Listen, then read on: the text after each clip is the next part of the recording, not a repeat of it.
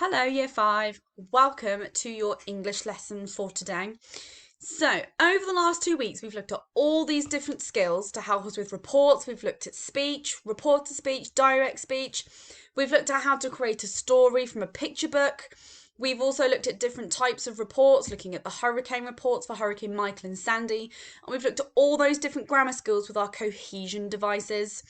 So we are now going to try and build all of those skills into our final task this unit, which is to write a newspaper report about the sequel to Tuesday, which is going to be about our flying pigs.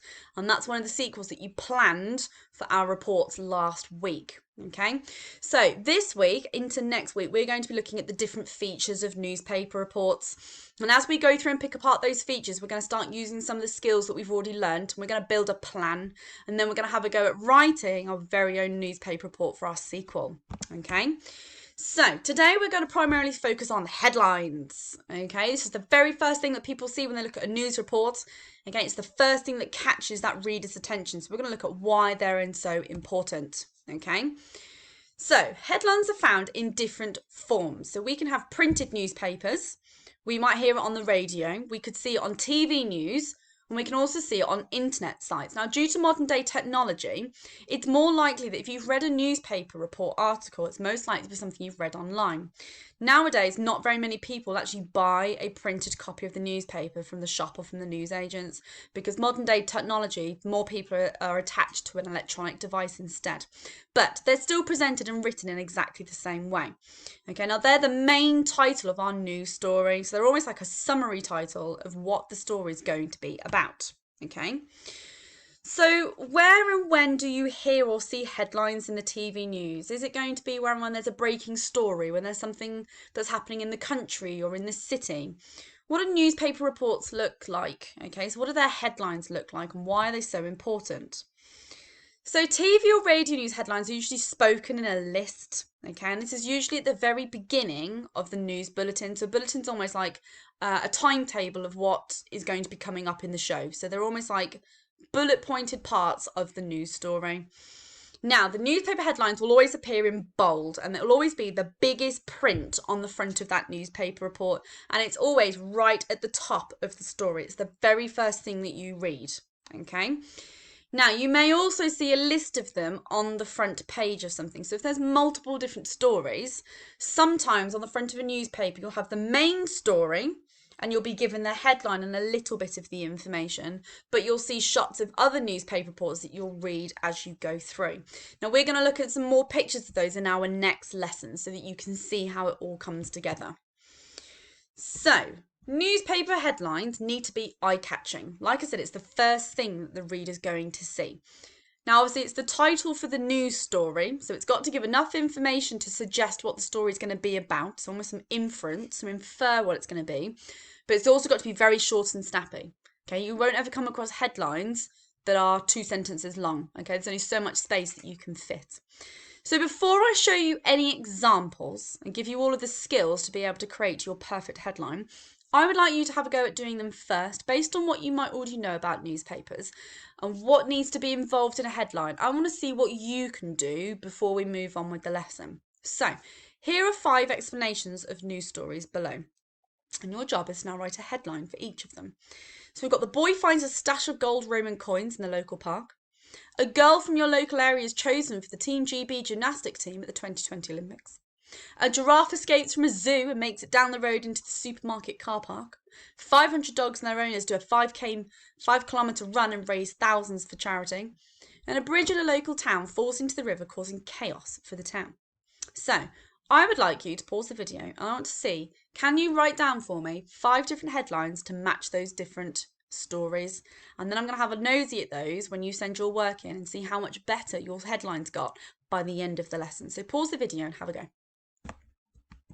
Okay, so often in printed newspapers, the headlines contain what we called puns. Okay, now we've looked at different types of skills in some of our English lessons when we've looked at other skills, but one of the things we haven't looked at is what a pun is. Okay, so a pun tends to be a play on words.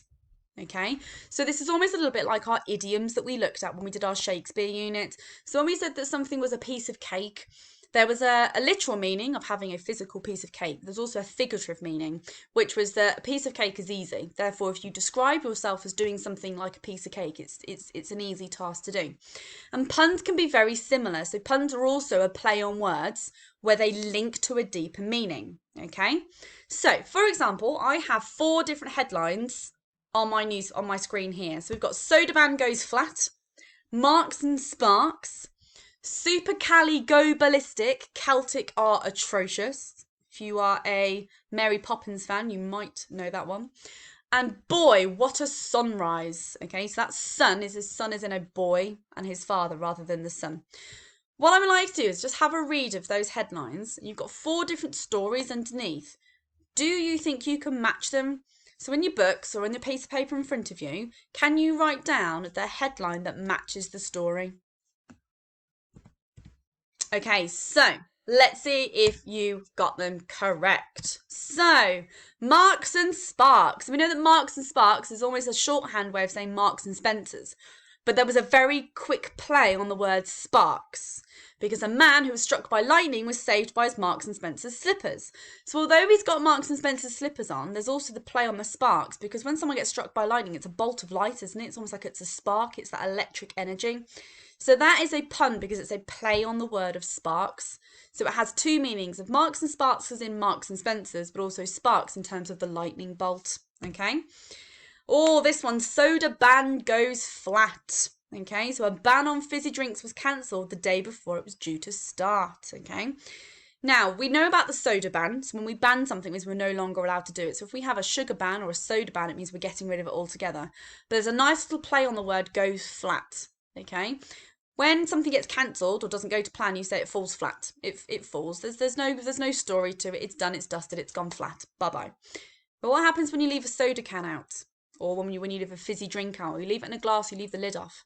It goes flat because it loses all the bubbles. So again, that's also another dimension of another play on the words.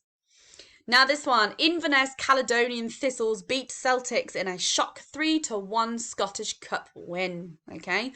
Now, if you know your Scottish heritage and the understanding of the different people, so the Caledonians and the Celtics, that was your little clue there in your sentence. Now it says, Super Cali, Go Ballistic, Celtics are atrocious. Now, if you know Mary Poppins, it's supercalifragilisticexpialidocious. Big word, thanks very much. Don't ask me to spell it. That is a very, very big word, but the sounding of each part of the word has linked into their title. Now, rather than the end of it, supercalifragilisticexpialidocious, here it's got Celtic are atrocious. So they've rhymed it, but come up with a good play on words to say that the Celtics were awful. And we know they were awful because the score tells me that they only scored 1 against the 3 for the Scottish. So again, a nice little play on words. Now here it says, boy, what a sunrise, okay? So a sunrise is what happens in the morning. And obviously this is the morning news. So it's the first headline of the day. But also they've made a play on it in that a baby boy has been born, okay? So Meghan Markle gives birth to baby boy Archie at 5:26 a.m. So you can see that each of those words has a different play. So they almost have 2 different meanings. One is the context of the title, of it being a play on words, but then it also links to the main part of the story. Okay, so we've got a few puns in our titles there for you to think about when you come around to doing yours later. Okay, so I'll tell you what, later's come now then. Let's have a go at doing some now. So look at these headlines, okay? Notice how the pun works, okay? And imagine the story that could possibly go with these headlines. Now, there is no right or wrong answer, okay? But I would like you to have a go at writing some little stories, little sentences about what the story could about. So you've got utterly devastated. So something bad has clearly happened.